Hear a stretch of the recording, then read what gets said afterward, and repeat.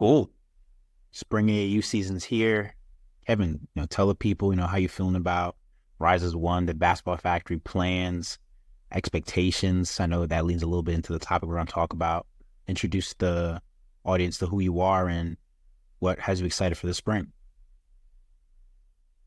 Well, what I think, just to piggyback on what you said about the spring, obviously we do a year-round program. So, like most programs, they come back in the spring. We go year-round fall. So we've been kind of prepping for this the whole year, knowing that. Actually, Kev, before even getting into that, why don't you just introduce yourself first? I'm tripping. Introduce yourself. Who are you for the people who are just listening out of the blue?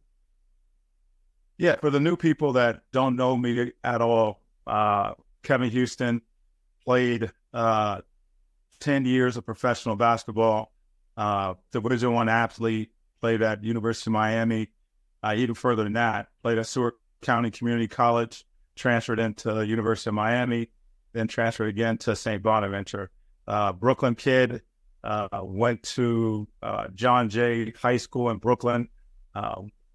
Well famed, a whole bunch of more famous guys than me that went to John Jay High School. So I come from a great high school, great basketball background with a lot of my family members playing ball. So yeah, that's me in a nutshell. I mean, I could sit here and list you all my awards, but that would take a long time. So I want to just save people the trouble. I was a great player.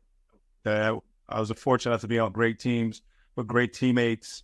So yeah, that's pretty much who I am. All right, now I'll get into it. Spring AAU. You're the director of Rise as One AAU club. Introduce Rise, talk about the basketball factory, and let's get into it. Yeah, I mean, AAU wise, like we've been going year round. So I have a program that we do AAU, but it's not your typical AAU where you meet once a year or twice a year. I have kids that play year round from fall to right now to spring, summer, winter. So this is kind of our Super Bowl. We lead up. We try to prepare ourselves as much as possible leading into the spring season. And we don't have that much turnover, although this year was kind of an unusual year with having a ton of kids. I mean, I don't know where these kids came from, but I'm glad that the program is growing. To give you an indication piece of how many kids that came this spring for our AAU program, on a typical year, probably let's go by my best year. But my best year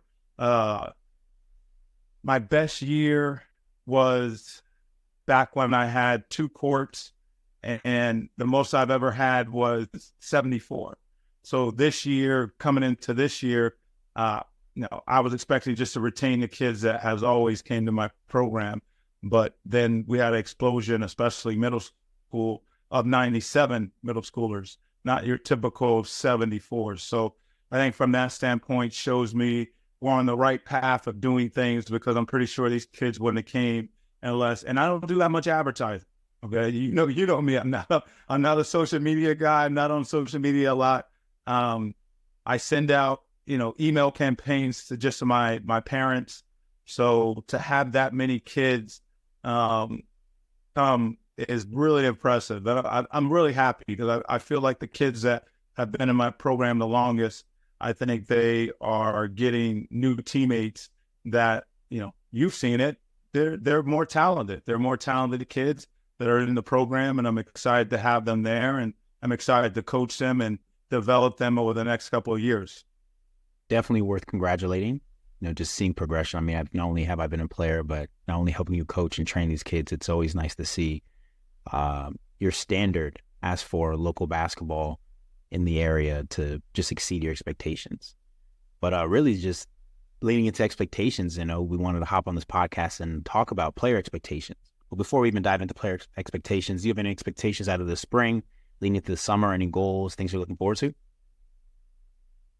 Well, I have goals. I have expectations like anything. I had a parents meeting last week, and we talked about a lot of this stuff last week. And I think, especially for me being in that area, because being in different areas, you should have different expectations, right? If you're in an area that is producing year after year, Division I players, I can't have that same expectations on my kids that these other areas have on theirs, because we frankly are not a basketball area. We've become a basketball area because the atmosphere we've created at Rise as One. But we're not necessarily per se. Everyone thinks of, okay, Northern Jersey as a hotbed for basketball. But I think we've created something. So my expectations, especially with the kids, with the coaches, with anything, is let's have a standard. Let's stand for something. And what that is, if you come to our program, you're going to work hard. You know that you're going to do a certain amount of work to get you ready and prepared. So for us, it's about setting a standard and holding the kids to the standard. And I think everyone who comes to my program realizes that, hey, we're going to practice hard. We're going to practice the right way. We're going to practice like a college atmosphere where I have you on schedule and we're doing stuff as if we were a college. Now we're not, okay? But my thinking is, if we can get on a schedule of a college program, then we're setting these kids up for success. Also, a lot of my background is European. So a lot of my drills that I do is a lot of European stuff in which you're sharing the ball, you're moving the ball's not sticking. So for my expectation this year really is just to develop the new kids, continue developing the kids that have been in my program, and the parents have been in my program for the last 3 years, and basically get some of the newer kids on the same schedule as the kids who are in my program. And in doing this, I think you create a continuity that, it might pay off this year, but I think in the next few years, I think if you can get them on the same schedule, I think it will pay off. And in the long run, I think a lot of AAU stuff is short term. This, it's like a micro race success. Like, okay, they come over, they're supposed to win right away. They're supposed to do all this stuff right away. And then when it doesn't happen, whether it be the director or the kid, like, okay, I'm done. I'm going to go somewhere else and try it again. But it doesn't work that way, especially for areas like ours. Like, I'm such a developer that I tell the parents, like, hey, especially the new players are coming in this year, that it's going to take a while. It may take the whole season. It may take two more seasons, but it's no different than learning at school. It takes a while for the kids to understand what you want, what the expectation is, because a lot of these kids are coming from programs that they have no expectations. Like, no, Just cash in, cash out.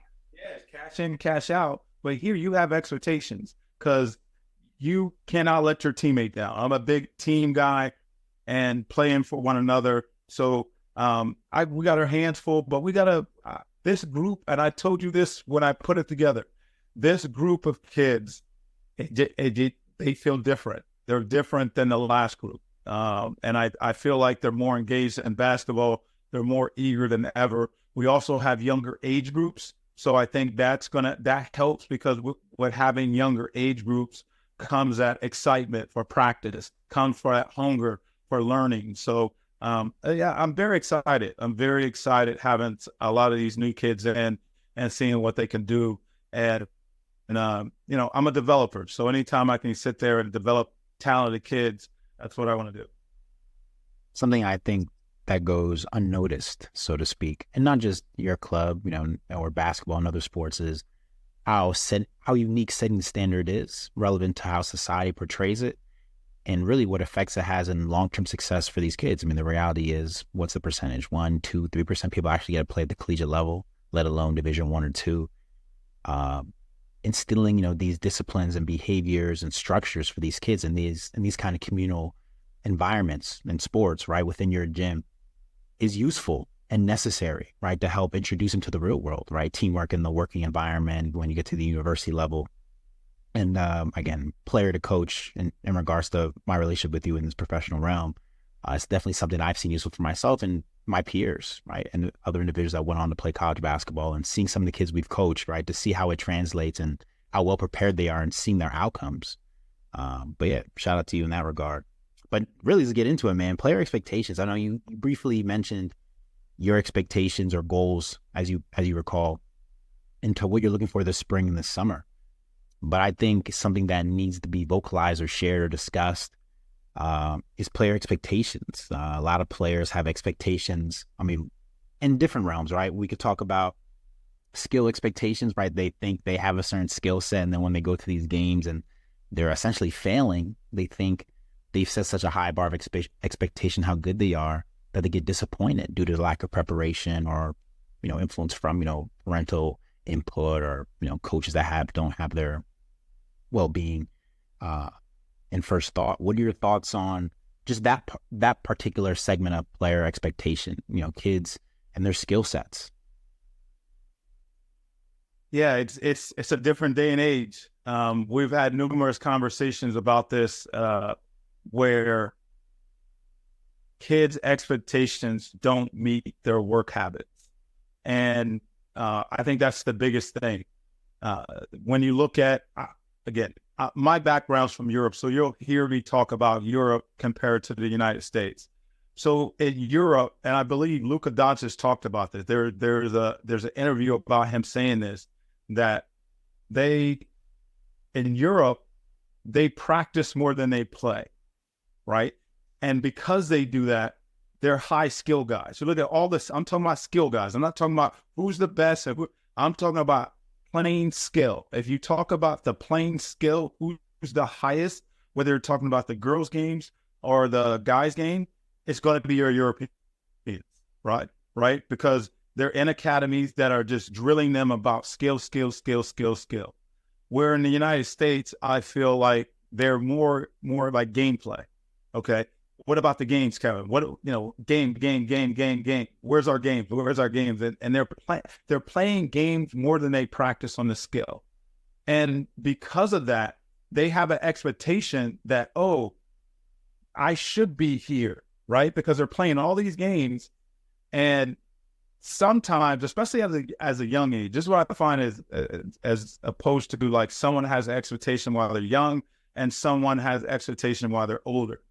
When you're younger and you say you're at the middle school age where you have expectation, you don't know. So you think you belong, right? You think like, hey, I'm the best player in my area. I should be X, Y, Z. I should be here. But you don't realize like the amount of people in the United States that are striving for the same thing that you are striving for until you go and you play different teams. Now you start realizing like, I'm not as good as what I thought, right? You need to have that honest conversation with yourself saying, maybe I'm not, or you can fool yourself by saying, I'm not at that level because of so-and-so. I'm not at that level because of the team I'm playing for. I'm not at that level because of whatever. Whereas as an older person, I believe in high school, I think by the time you get to 10th or 11th, you realize where you are in the pecking order. Okay. Because if it's not you that don't realize it, the college coaches do. And they tell you by whether or not they're contacting you, whether or not they're offering you, so you'll get constant feedback where you are, and you'd be surprised. A lot of people think that they're Division I players, and then by the end of it, they're sometimes not even a Division III player, where they don't even go on to college. So I think player expectations, you got to be real with yourself, and the most important thing about that, because I went through the process, is you got to have people around you telling you the truth. If you don't have a good support camp that is basically helping you through the whole process, and that person who's helping you or people that are helping you are not telling you the truth, they're basically doing you a disservice, because at the end, the college coaches are going to be telling you the truth. And I think a testament to that practice in regards to the European style, just in regards to the NBA, man, Europe is taking over, right? the Luka Doncic of the world, the Jokic's of the world, right? And even this upcoming NBA draft, I think like out of the projected top 20 picks, I think like 70% of them are coming over from Europe, right? And it's slowly been increasing for the past couple of years. Yeah, I mean, I think you touched on a lot of good stuff. One thing I think segues really well into this next topic is how this lack of realistic expectation translates to, college coaches, right? Which is essentially the end goal for a lot of these players, wanting to compete at the next level. Can you speak a little bit on the expectations, or I guess I don't want to be cold and say unrealistic expectations, or I guess we could lean on just the lack of awareness in terms of expectations from a player or parent when it comes to the opportunity to play in college and the correlation of their already existing skill sets and how it compares to other kids. Yeah, I think you're right on that. I think you have to say, you don't want to like put kids down and say, hey, your dream, you're never going to accomplish that, right? You never want to crush their dreams because, look, I didn't even know I was going to do the things that I did in my career, okay, until I start setting goals and stuff like that. But I think being realistic is probably the most important thing that kids nowadays, I just don't think they have. I think they do set unrealistic goals because when you look at the numbers of things of making a Division I team or let's take Division I out of the equation, okay? Because most of my kids in my area are D2 players and they turn into Division I players based off their work habits. But it's hard to make D1, D2, and even D3. People don't understand the difference between all three levels. And I get asked this quite a bit. Size. Yeah, and it's always size. Yeah. You can find a great guard at the Division III level that can hoop against a Division I guard, right? It's the size of the guard, though, because now sometimes at the Division III level, he's 6 foot, but then you're dealing with a guard that's 6'4" at the Division I level. So it's mainly, and it's not so much the guards, it's so much the bigs. The bigs are truly bigs. I remember I was playing at Miami, and my background was great. I came from the number one junior college conference in the country, where they were producing at least 20 to 30 Division I athletes out of that conference every single year, right? And it was known, the Jayhawk Conference, it was known in Kansas that it was the number one. If you wanted to do anything in JUCO basketball and go to the next level to Division I, you had to go to the Jayhawk Conference, right? So and we had guys, in fact, we had like 3 NBA guys my year that I played. We had a guy who was like 7'3", okay, that ended up getting drafted. I forget his name, but he was 7'3", piece. I've never seen a guy at the college level that tall before, right? So, but I only seen him once a year. So you're talking about the Division I level when I got to Miami. Now I'm seeing guys on an everyday basis. Not only my teammates, right? The inside players are tall.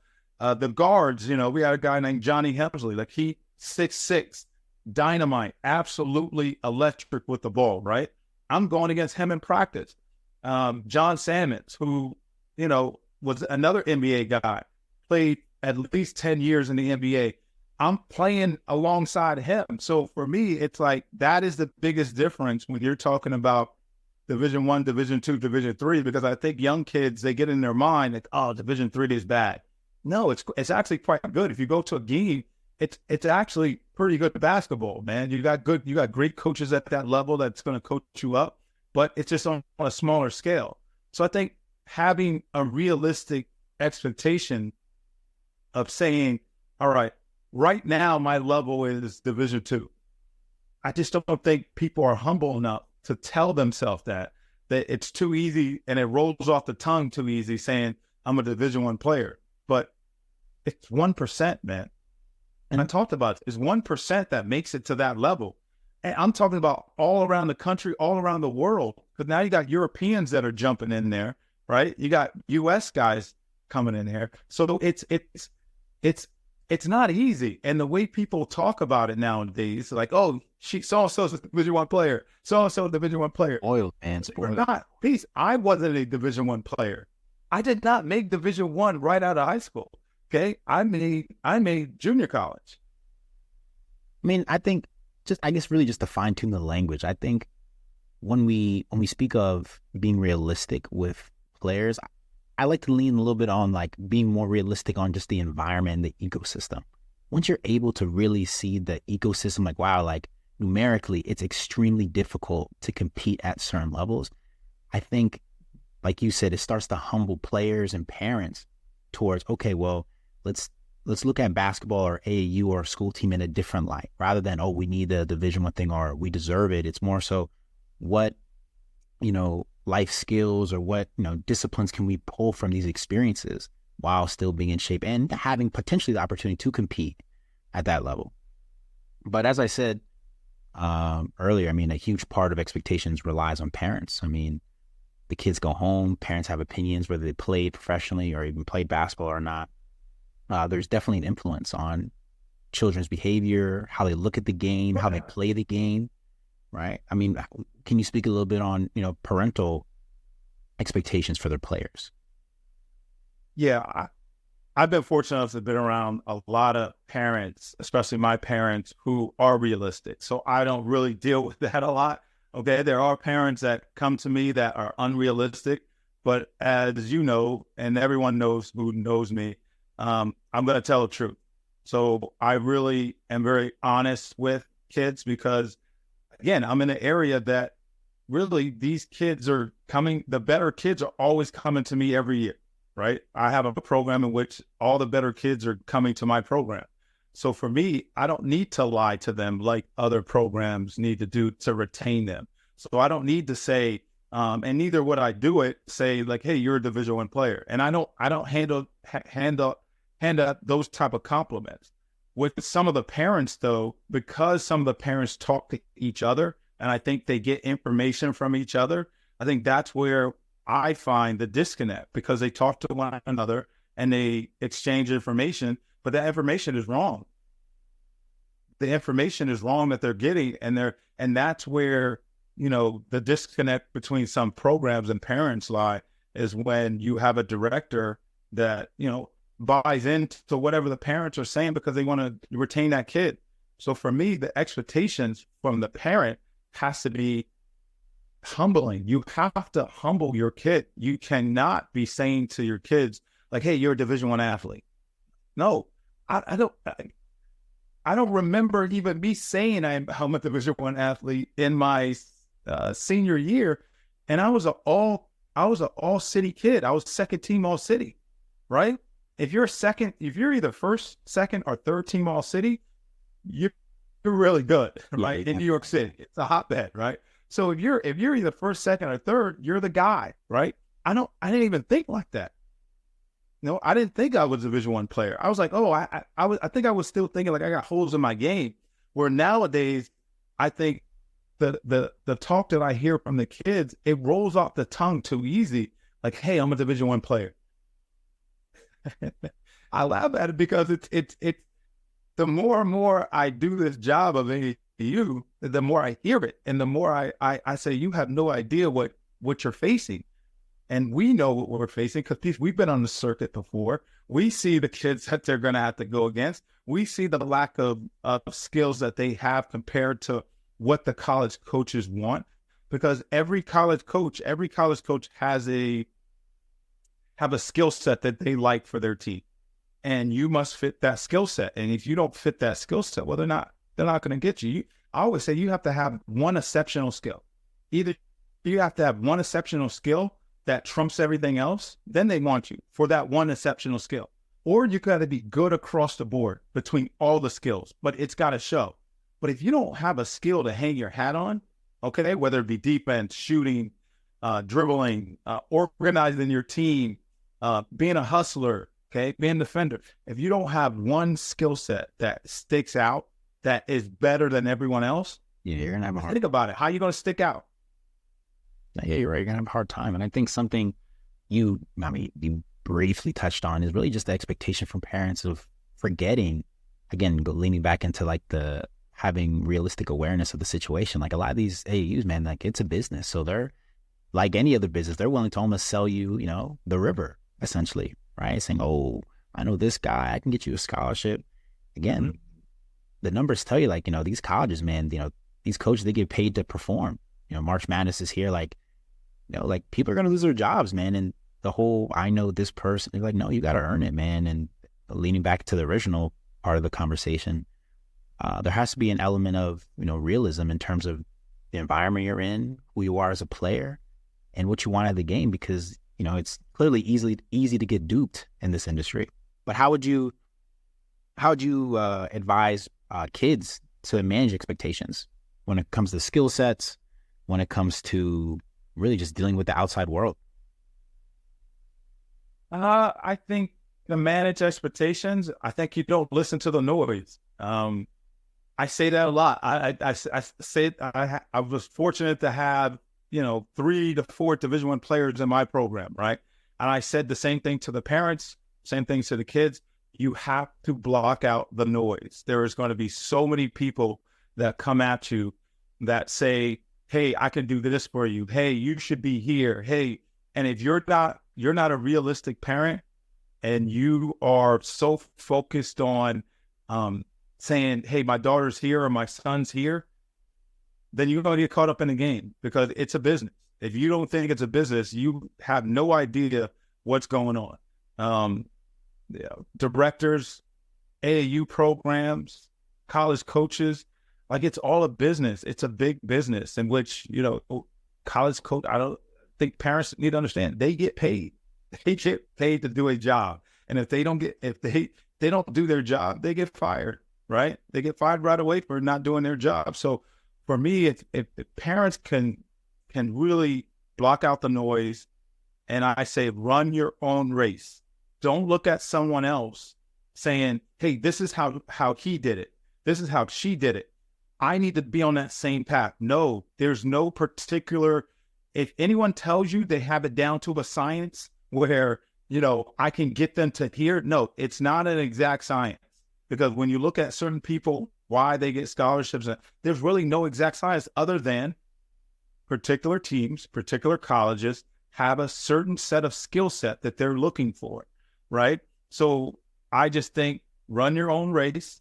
Understand that if you're running your own race, their skills will dictate where they go. The higher the skill level, you don't have to worry about it.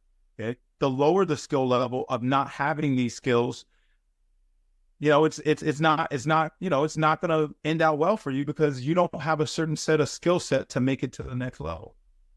And really just closing it off as well, it's worth noting, AAU or any sport you play is really meant to be an opportunity for kids and parents, man, essentially learn, grow, get these, life skills, these disciplines that do project into other avenues of your life, post high school.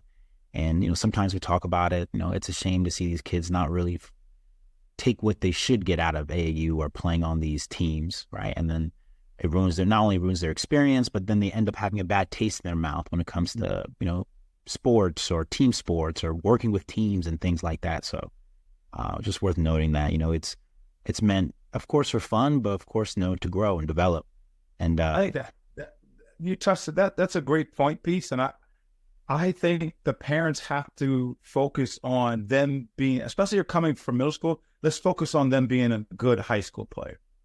That should be the focus. Let's not focus on, what's going to happen, 5 years down the line. Let's focus on, I'm more, anything I do in life, it's more or less short-term goals. I have long-term goals, but I really focus on the things that I can control in a short term, because if you add up all these small short-term goals, it ends up being your long-term, right? But if you're so far ahead and you're thinking so far ahead, like, it's never good, because as you know, things change, okay? Things change, your roles change. Nowadays with AAU, people, they say they love this AAU one point, then the following year they're with another team. They say they love that team, then the following year they're on another team. So it's this AAU game, it's you're not going to get it down to a science. I've been doing it 13 years, and I've seen everything in the business that I shake my head at, and I said that's not the way to do things. But I would hope that parents, and I say this to you a lot. There's a roadmap on how things are done. If parents are looking, there's a way in which if someone makes it or someone doesn't make it, that is your level of skill set, there's someone out there that you can look at and say, you know what? Look how they made it, right? They made it this way. Maybe I'm gonna do it a different way, but for me, I'm looking at, she has the same skill set, it's a roadmap. Or she went over here, she didn't pan out. There's a roadmap. So if the parents do their background check of like checking on who's who and who did what, they will know right away whether or not their player or their daughter or son is a Division I player. Like I knew, right, and I always take it in my instance. I knew after my sophomore year, heading into my sophomore year, I was a Division I player because I had the skill set, because I looked at certain players that had the same skill set at me, and I looked at them and I said, I'm at that level. And I was realistic with my level. I mean, you hit it on the nose. I think this is a good way to end it. Until the next one. Yep. Peace.